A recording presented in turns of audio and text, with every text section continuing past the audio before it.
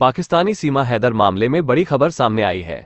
किसी तीसरे शख्स की मदद से पूरी तैयारी के साथ सीमा को भारतीय सीमा में दाखिल करवाया गया था। सीमा ने बकायदा पूरी तैयारी के साथ अपना ड्रेसअप इस तरीके से किया था कि वह ग्रामीण भारतीय महिला लगे, न कि बाहर के देश की महिला। पाकिस्तानी सीमा हैदर मामले की जांच कर रही केंद्रीय जांच एजेंसियों को अहम जानकारी मिली है। किसी तीसरे शख्स की मदद से पूरी तैयारी के साथ सीमा को भारतीय बॉर्डर में दाखिल करवाया गया था। खुफिया एजेंसी सूत्रों के मुताबिक सीमा ने बकायदा पूरी तैयारी के साथ अपना ड्रेसअप इस तरीके से किया था कि वह ग्रामीण भारतीय महिला लगे। सीमा को इस तरीके से तैयार करने के लिए पेशेवर लोगों की मदद ली गई थी। सुरक्षा एजेंसियों की नजरों से बचने के लिए उसने अपने बच्चों को भी इसी तरीके से ड्रेसअप करवाया था। जांच एजेंसियों के मुताबिक ऐसा ही तरीका ह्यूमन ट्रैफिकिंग यानी घरेलू सहायिका या जिस्मफरोशी रैकेट में शामिल महिलाएं भारत नेपाल सीमा पार करने में इस्तेमाल करती हैं। इसके अलावा जिस धारा प्रवाह भाषा में सीमा लगातार बात कर रही है, ऐसी ट्रेनिंग नेपाल में मौजूद पाकिस्तानी हैंडलर उन महिलाओं को देते हैं जिनको नेपाल बॉर्डर पार कराकर भारत में गैरकानूनी गतिविधियों को अंजाम देने के लिए भेजा जाता है।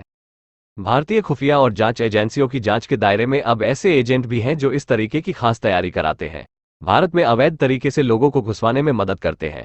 खुफिया सूत्रों के मुताबिक भारत नेपाल सीमा पर 13 मई को सीमा हैदर सचिन के भारत में एंट्री दावों की तस्दीक फिलहाल केंद्रीय एजेंसियों की जांच में नहीं हो सकी है, क्योंकि दोनों भारत में एंट्री का यही दिन बता रहे हैं। सीसीटीवी फुटेज की जांच। सीमा हैदर प्रकरण मामले की जांच कर रही केंद्रीय एजेंसियों के मुताबिक 13 मई को भारत नेपाल सीमा सुनौली सेक्टर और सीतामढ़ी सेक्टर में अब तक थर्ड नेशन सिटीजन की मौजूदगी की कोई जानकारी सामने नहीं आई है।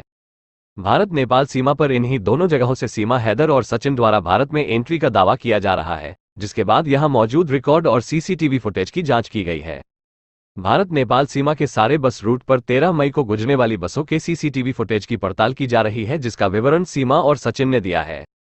थर्ड नेशन सिटीजन यानी भारत नेपाल के अलावा किसी तीसरे देश के नागरिक का भारत नेपाल सीमा पर मौजूद होना और उसे पार करने की कोशिश करना।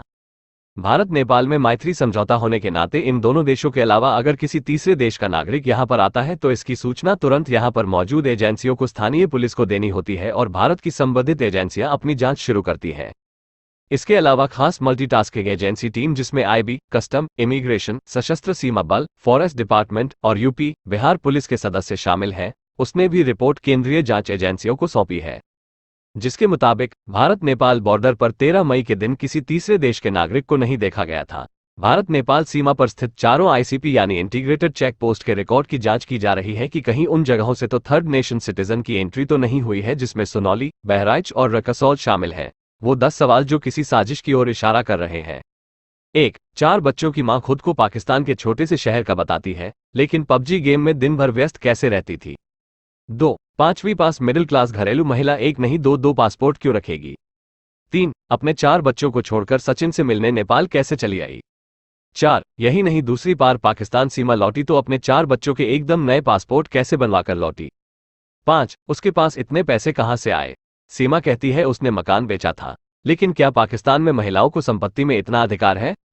6. पति को भनक लगे बिना उसने मकान कैसे बेच लिया। 7. सीमा दुबई जाती है और पाकिस्तानी रुपयों को दिरहम में बदलवा लेती है, फिर दुबई में होटल और कैब का इंतजाम आसानी से कर लेती है। 8. घुसपैठ के आरोप में भारत में पकड़े जाने पर भी कैसे इतनी शांत कैसे दिख रही है। 9. सीमा ने न सिर्फ अपना बल्कि अपने 4 बच्चों का भी फर्जी आधार कार्ड कैसे बनवा लिया। 10. पाकिस्तान में उसने जितने फोन इस्तेमाल किए उनमें से एक भी वो भारत लेकर नहीं आई। नेपाल से भी उसने दूसरे लोगों के हॉटस्पॉट से व्हाट्सएप कॉल किए।